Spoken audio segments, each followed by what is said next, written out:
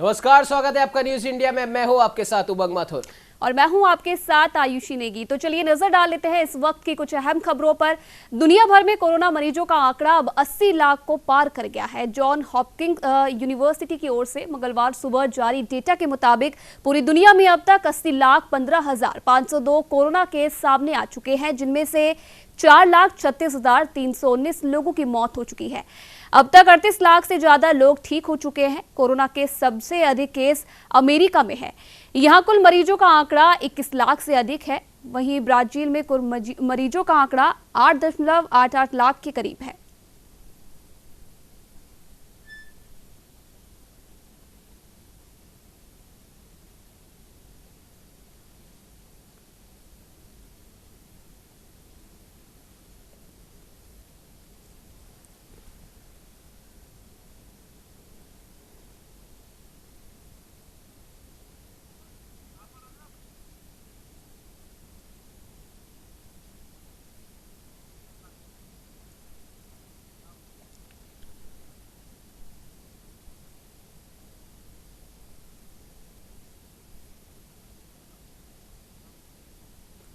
तो विश्व स्वास्थ्य संगठन के प्रमुख का कहना है कि पिछले 2 सप्ताह में प्रत्येक दिन दुनिया भर में कोरोना वायरस के 1 लाख से भी अधिक पुष्ट मामले दर्ज किए गए हैं। ज्यादातर मामले अमेरिका और दक्षिण एशिया में है। डब्ल्यूएचओ के प्रमुख ने कहा कि जिन देशों में वायरस के ट्रांसमिशन पर अंकुश लगा है, उन्हें इसके फिर से बढ़ने की आशंका के प्रति सचेत रहना चाहिए।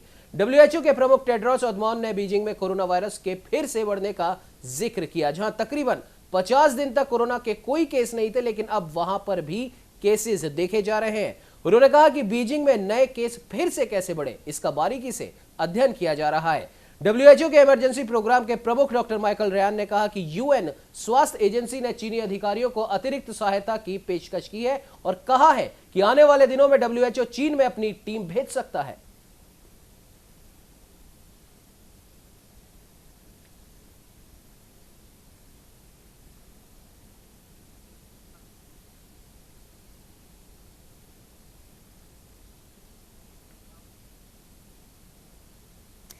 तो वही अब रुक कर लेते हैं अमेरिका का, जहां अमेरिका में अश्वेत नागरिक जॉर्ज फ्लॉयड की पुलिस कस्टडी में हुई मौत के बाद अब शुरू हुआ आंदोलन अब भी लगातार जारी है।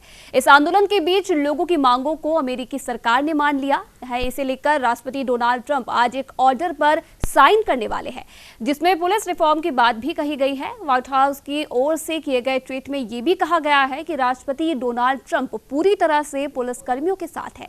एक नया ऑर्डर साइन किया जाएगा जो कि रिफॉर्म होगा और लोगों के बीच पुलिस के सम्मान को बढ़ाया जाएगा। अमेरिका में पिछले करीब 1 महीने से चल रही विरोध प्रदर्शन तेज होता जा रहा है और इसका असर सरकार पर भी पड़ रहा है। वहीं प्रदर्शनकारियों की गई मांग में से एक ये मांग भी थी कि पुलिस के सिस्टम में बदलाव किया जाए और कुछ कानूनों को लोगों के प्रति हितकारी बनाया जाए। अब जब एक बार डोनाल्ड ट्रंप इस नए कानून पर साइन कर देंगे तो इसकी बारीकियों को व्हाइट हाउस द्वारा सामने रखा जाएगा।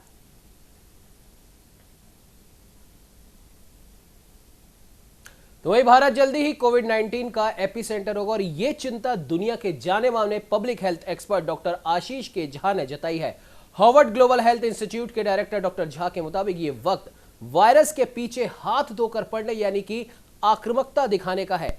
डॉक्टर झा के मुताबिक टेस्टिंग को सीमित करना खुद को हराने वाली रणनीति है और उनके मुताबिक भारत में आने वाले हर दिन 30 से 50 हजार केस बढ़ सकते हैं और चिंता यही है कि भारत ग्लोबल हॉटस्पॉट बनता जा रहा है। हम अभी भी इस महामारी की शुरुआत में हैं और अभी वैक्सीन आने में कई महीने हैं। अभी वैक्सीन आने में कम से कम 1 साल तक लग सकता है। वायरस के फैलाव को धीमा करने के लिए भारत की रणनीति पर बोलते हुए उन्होंने कहा कि हम जानते हैं सिर्फ 3 चीजें हैं जिसका फर्क पड़ सकता है। एक, सोशल डिस्टेंसिंग जिसका चरम स्वरूप लॉकडाउन है। दूसरा, टेस्टिंग, ट्रेसिंग और आइसोलेशन और तीसरा है मास्क पहनना। यह बहुत अहम है कि लोग इस पर आक्रामक तरीके से अमल करना शुरू करें। हालांकि टेस्टिंग में हम जहां होने चाहिए थे वहां से बेहद दूर हैं। हम सभी ये जानना चाहते हैं कि 1 साल तक हम लॉकडाउन से बार बार कैसे बचते रहेंगे। तो आपको बता दें कि दुनिया इस समय कोरोना महामारी से जूझ रही है और साथ ही साथ भारत का स्थान कोरोना संक्रमण के मामले में लगातार बढ़ता जा रहा है।